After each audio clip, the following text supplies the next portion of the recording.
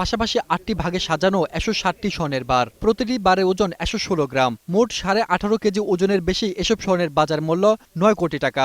দেশে আনার চেষ্টা করা হয়েছিল মালয়েশিয়া এয়ারলাইন্সের একটি বিমানের 2টি ফাঁকা সিটের পেছনে অভিনব কায়দায় কষ্টেপ দিয়ে মরিয়ে। শুক্রবার রাত 10টার দিকে গোপন সংবাদের ভিত্তিতে শাহজালাল আন্তর্জাতিক বিমানবন্দরে অবতরণ করা মালয়েশিয়ান এয়ারলাইন্সের ওই বিমানে অভিযান চালিয়ে শুল্ক গোয়েন্দা কর্মকর্তারা এসব স্বর্ণ উদ্ধার করেন। 8টি বান্ডেল আমরা ডিটেক্ট করি, স্কচটেপ দিয়ে মোড়ানো ছিল এবং প্রতি বান্ডেলে 20 পিস করে মোট 160 পিস।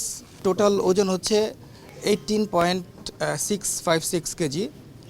তো এটার মূল্য প্রায় 9 কোটি টাকা।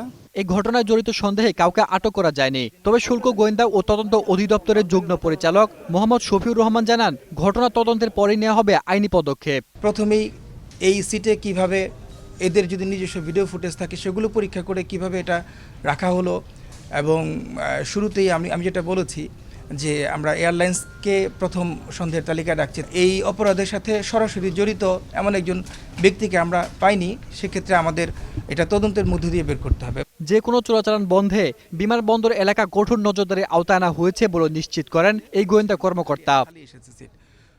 সেলিম মালিক, 21 টেলিভিশন, ঢাকা।